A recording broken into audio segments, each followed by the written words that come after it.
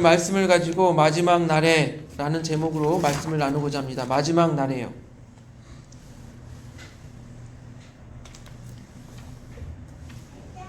우리 영화를 보면은 마지막 날에 대한 그 내용을 다루는 영화들이 참 많습니다. 예전에는 사람들이 핵전쟁에 대한 공포가 있어서 마지막 날에 관한 영화가 있으면 핵전쟁으로 인해서 지구가 이렇게 초토화되고 멸망된 그런 상황들을 그리는 영화가 있었어요. 그런데 요즘에는요, 마지막 날에 어떤 예상을 하고 영화를 만드냐면 사람이 고칠 수 없는, 잡을 수 없는 질병이나 바이러스 등으로 인해서 사람들이 다 죽게 되는 그런 멸망의 날, 마지막 날을 그리는 영화들이 있습니다. 만약에 여러분이 마지막 날을 맞이하게 된다면 여러분은 무엇을 하시겠습니까? 이런 말 있죠. 내일 지구의 종말이 온다 해도 나는 오늘 한 그루의 사과나무를 심겠다. 내일 지구의 종말이 와도 자기는 오늘 한 그루의 사과나무를 심겠다. 스피노자가 한 말이라고 합니다. 내일 지구의 종말이 온다고 해도 자기는 묵묵히 자기의 하던 일을 꾸준히 하겠다. 이런 의미로 했다고 해요.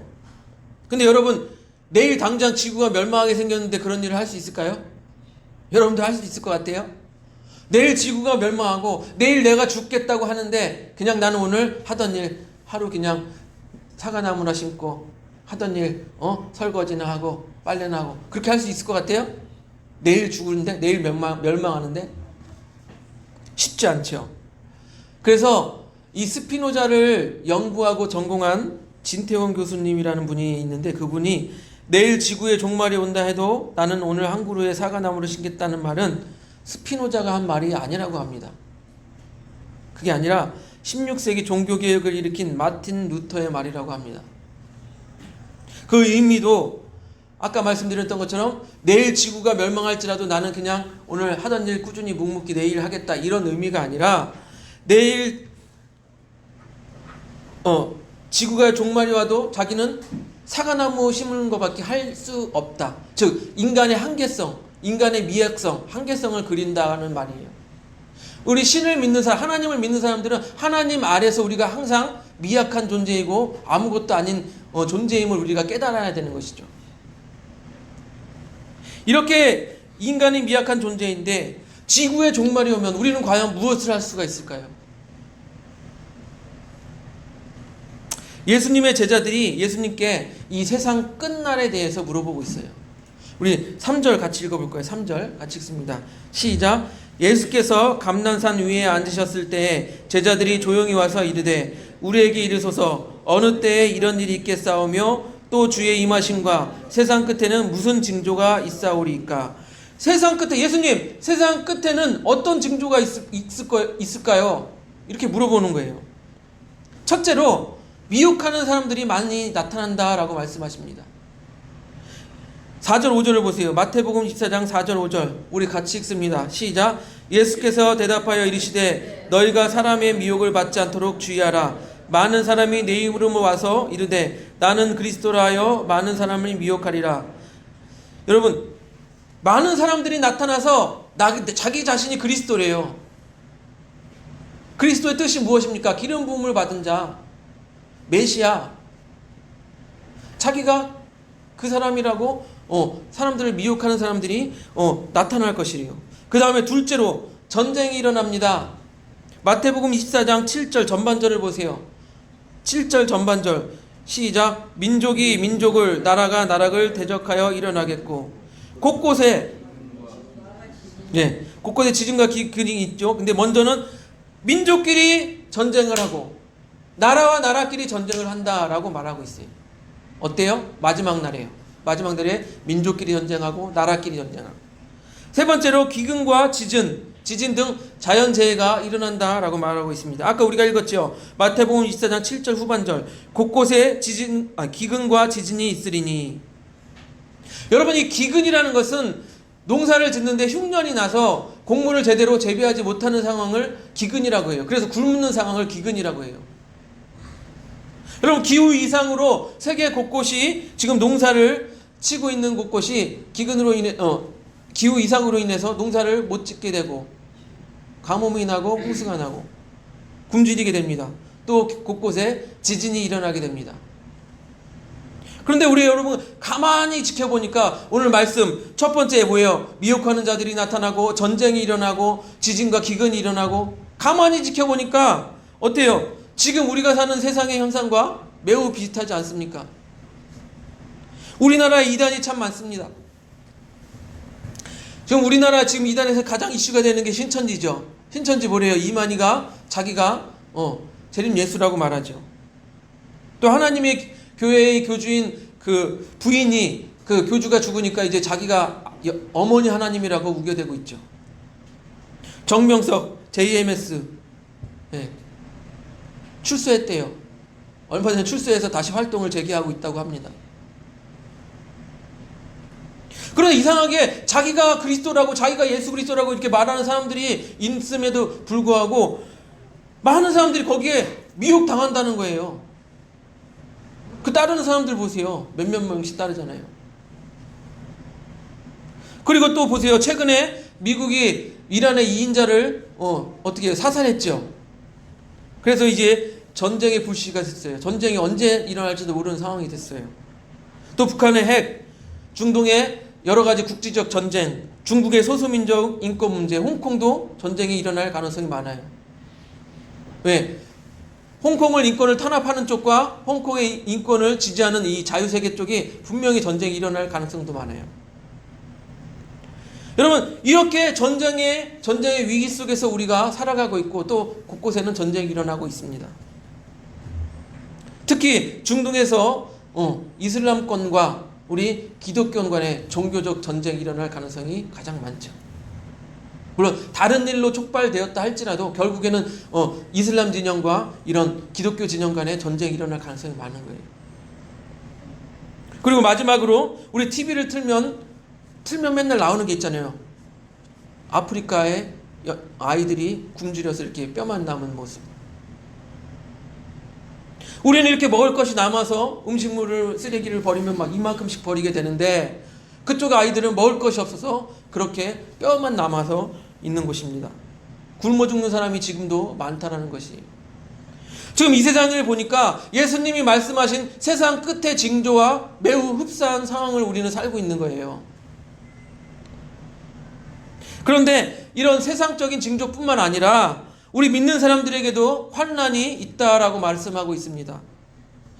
마태복음 24장 9절을 보세요. 9절 같이 읽습니다. 9절, 마태복음 24장 9절 시작. 그때 사람들이 너희를 환난에 넘겨주겠으며 너희를 죽이리니 너희가 내 이름 때문에 모든 민족에게 미움을 받으리라. 여기서 너희는 예수님의 제자들, 예수님을 따르는 자들을 말해요. 그 사람들이 어떻게 해요? 그리스도인들이 환난에 넘겨지겠으며 죽임을 당하고 세상 속에서 미움을 당한대요. 여러분, 우리 지금 미움을 당하고 있잖아요.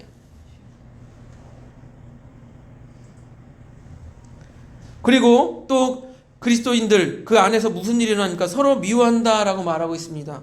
24장 10절, 마태복음 24장 10절 같이 봅니다. 시작. 그때 많은 사람이 실족하게 되어 서로 잡아주고 서로 미워하겠으며. 그리스도인들끼리 서로 미워합니다. 믿는 자들 안에서 거짓 선지자들이 나와서 미혹하고 분열을 일으키고.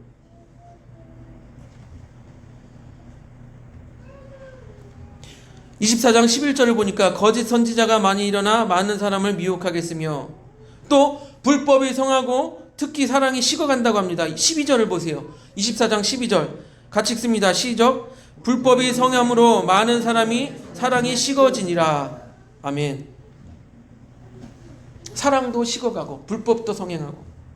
그러나 뭐라고 말합니까? 이 모든 환난을 우리 그리스도인들이 마지막 때 견뎌내면 어떻게 된대요?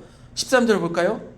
같이 읽습니다. 시작. 그러나 끝까지 견디는 자는 구원을 얻으리라. 아멘. 이 모든 환난을 끝까지 견디는 그리스도인들은 구원을 받는다라고 말합니다. 그렇기 때문에 이 말씀들은요, 그 당시 어려움을 당하는 그리스도인들에게, 환난을 당하는 그리스도인들에게 희망과 용기를 주기 위해서 쓰신 이 말씀이에요. 기록한 말씀이에요. 그러니까 격려의 말씀이에요. 격려의 성격이 짙다라고 볼 수 있습니다. 당시 사람들에게 격려하기 위해서 이 말씀을 마태가 기록했는데, 그러면 곰곰이 생각해 보면은 우리가 사는 이 세상도 이와 다를 바가 없다라는 거예요. 아까 종말의 징조도 그리했고, 보세요. 기독교인들이 세상 어디를 가든 환영받지 못하는 세상에 우리는 살고 있습니다. 미움을 받아요. 개독교다, 쟤네는 광신도다 하면서 여기저기서 미움을 받습니다. 그리고 대다수의 교회들이 사회의 복지 사업을 합니다. 여러분이 아시는 교회들만 해도 무료급식이라든지 여러 가지 복지를 하는 교회들이 참 많을 거예요. 그럼에도 불구하고 많은 교회들이 세상에서 욕을 먹고 지탄을 받아요. 특히 언론들이 교회를 끌어내리지 못해서 안달이에요. 또 교회 안에서 분열이 일어납니다. 서로 고발하고 미워하고 세상법에 고소하고 재판에 들어가고, 이 모든 것이 불법이 성행함으로 교회 안에 사랑이 식었기 때문에 이런 일이 일어나는 거예요. 앞에 보세요. 거짓 그리스도, 전쟁과 기근, 지진, 그리고 그리스도인들의 환난, 미움받는 것, 사랑이 식는 것, 이 모든 것을 종합해서 생각해 보면 지금 우리가 이 세상을 살아가고 있는데 우리가 다 겪으면서 살아가고 있는 일들이에요. 그렇다면은 어떻게 우리는 생각할 수 있습니까? 아, 이 시대가 이제 마지막 날이 다가오고 있구나 라고 생각할 수가 있는 거예요. 그러나 우리의 모습은 어떻습니까? 이 마지막 시대, 마지막 날을 살고 있는 모습이 우리의 모습입니까? 아닌 것 같습니다. 전혀 앞날을 모르고 살아가는 것 같은 모습이 우리의 모습인 것 같아요. 마태복음 24장 37절 39절 우리 같이 보겠습니다. 37절에서 39절 시작. 노아의 때와 같이 인자의 임함도 그러하리라. 홍수전에 노아가 방주에 들어가던 날까지 사람들이 먹고 마시고 장가들고 시집가고 있으면서 홍수가 나서 그들을 다 멸하기까지 깨닫지 못하였으니 인자의 임함도 이와 같으리라. 아니, 홍수가 나서 다 죽을 줄도 모르고 먹고 마시고 장가들고 시집가고 그냥 살았다라는 거예요. 그게 지금 우리의 모습과 같다라는 거예요. 예수님이 다시 오실 마지막 날이, 심판의 날이 다가오고 있는데도 사람들은 그것도 모르고 먹고 마시고 장가들고 시집가고 다 이렇게 살고 있다라는 거예요. 여러분, 근데 생각해 보세요.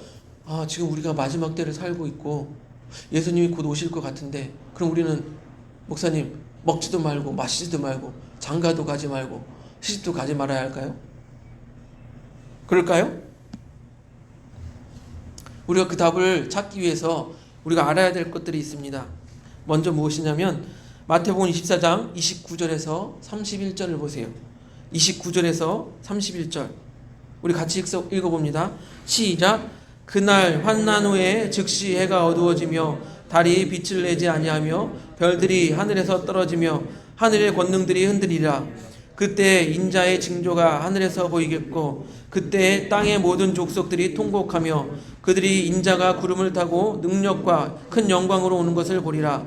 그가 큰 나팔 소리와 함께 천사들을 보내리니 그들이 그의 택하신 자들을 하늘에서 이 끝에서 저 끝까지 사방에서 모으리라. 이 말씀을 보니까 예수님이 오실 때는 구름을 타고 오시고 나팔 소리도 나고 징조가 보여서 모든 사람들이 보게 될 것이다 라고 말하고 있어요. 그래, 예수님이 다시 오시는 것은 어떻게 해요? 모두가 보게 된다. 공적인 거예요. 해가 어두워지고 별이 떨어지고 또 구름 타고 오시고 나팔 소리가 나고 천사들이 오고 모두가 볼 수가 있는 거예요. 예수님의 다시 오심은. 하지만 36절을 보시면 마태복음 36절을 보세요. 24장 36절 시작. 그러나 그날과 그때는 아무도 모르니 하늘의 천사들도 아들도 모르고 오직 아버지만 아시느니라. 예수님이 다시 오시는 것을 모두가 볼 수가 있고 모두가 알 수는 있지만 예수님이 오시는 그 때, 그 시간은 알 수가 없다라는 거예요. 오시는 것을 모두가 볼 수는 있지만 그 때는 알 수가 없다라는 거예요. 천사도 모르고 오직 하늘에 계신 아버지만 아신다라고 기록하고 있습니다. 그러니까 정리하면은 우리가 예수님이 오시는 것은 공적으로 모두가 바라보고 아, 예수님이 오시는구나 인식할 수 있지만 그 때는 예수님이 언제 오실지, 내일 오실지, 내년에 오실지, 20년 후에 오실지 그거는 아무도 모른다는 거예요. 그러니까 우리가 이 징조를 말씀드린 것 같이 지금 이 시대를 살면서 마지막 때하고 똑같네? 예수님이 말씀하신 마지막 때하고 똑같네? 그렇게 생각되면 우리는 마지막 시대인 것을 깨달을 수 있어야 되는 거예요. 왜요? 32절 33절을 보세요. 마태복음 24장 32절 33절 같이 봅니다. 시작. 무화과 나무의 비유를 배우라. 그 가지가 연하여지고 잎사귀를 내면 여름이 가까이 온 줄 아냐니 이와 같이 너희도 이 모든 일을 보거든 인자가 가까이 곧 문 앞에 이른 줄 알라. 그렇습니다. 우리가 이 시대를 쭉 보니까 예수님이 오신다고 하셨던 그 마지막 때하고 가깝네? 그러면 우리도 딱 그때인 것을 알아야 된다는 거예요. 그러나 예수님이 언제 오실지는 모른다는 거예요. 예수님 오실 때가 가까이 됐구나. 그러나 그 날과 그 시간은 우리가 알 수 없다라는 것입니다. 그러니까 예수님이 언제 오실지 모르니까 우리가 먹고 마시고 시집가고 장가가고 하는 일을 그만둘 필요가 없는 거예요. 지금은 어떻게 돼야 돼요? 생업을 포기하고 나의 모든 재산을 팔아 이단에 들어가서 시한부 종말론을 하는 이단에 들어가서 내 모든 재산을 드리고 거기서 계속 앉아서 기도만 하고 예배만 드릴 필요가 없다라는 거예요. 다만 우리는 어떻게 해요? 준비를 하고 있어야 되는 거예요. 보세요. 마태복음 24장 42절에서 44절을 봅니다. 42절에서 44절 같이 봅니다. 42절 44절 시작. 그러므로 깨어 있으라. 어느 날에 너희 주가 임하는지 너희가 알지 못함이니라. 너희도 아는 바니 만일 집 주인이 도둑이 어느 시간에 올 줄 알았다면 깨어 있어 그 집을 뚫지 못하게 하였으리라. 이러므로 너희도 준비하고 있으라. 생각하지 않은 때에 인자가 오리라. 아멘. 여기까지요. 도둑이 언제 오는 줄 알면은 도둑이 오는지 아는 시간에 우리가 딱 준비하고 있어서 도둑이 집에 못 들어오게 한다라는 거예요. 그처럼 우리가 예수님이 가까이 오실 줄, 마지막 때가 가까이 오는 줄 알면 우리가 마음속으로 우리가 삶으로 준비하고 있으면 예수님 오실 때 우리가 주 예수여 어서 오시옵소서 이렇게 기쁨으로 맞이할 수 있다라는 거예요. 그래서 앞에서 제가 말씀드린 것처럼 내일 지구의 종말이 온다 해도 나는 오늘 한 그루의 사과나무를 심겠다라고 한 말, 그 말이 내일 지구의 종말이 온다 해도 나는 내일을 묵묵히 하겠다는 뜻이 아닌, 아까 말씀드렸죠. 마틴 루터가 인간의 힘으로 어찌할 수 없는 환경, 인간의 한계를 강조하기 위한 말이라고 말씀드렸습니다. 즉 마지막 나날이 다가옴을 우리가 알 수 있어요. 세상 징조를 보니까, 세상이 돌아가는 상황을 보니까 예수님이 오실 때가 가까이 왔구나, 마지막 날이 가까이 왔구나 알 수 있어요. 그러면 우리는 어떻게 해야 돼요? 묵묵히 자기 일을 하는 게 아니라 우리가 이 말처럼 어떻게 우리의 한계를 깨달아는 거예요. 여러분, 우리가 지구의 종말을 막을 수 있어요? 여러분, 우리가 예수님의 오심을 막을 수 있어요? 여러분, 우리가 심판받는 것을 우리의 손으로 막을 수 있어요? 우리의 한계는 여기까지예요. 우리의 한계를 깨닫고 높으신 하나님, 전지전능하신 하나님을 믿고 그와 동행하는 삶을 사는 것이 우리가 그 마지막 날을 준비하는 일이에요. 마지막 날이 온다 해도 우리 인간의 힘으로는 어찌 할 수가 없어요. 막을 수가 없는 거예요. 그러니까 우리는 우리의 생명을 주관하시고 세상을 주관하시는 이 하나님 편에 서서 하나님과 동행하는 삶을 삶으로써 그 마지막 날을 준비해 가는 것입니다.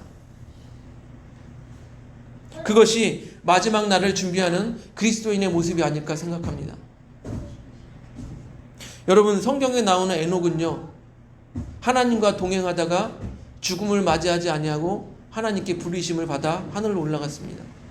창세기 5장 24절을 보면, 사모님 넘겨줘 보세요.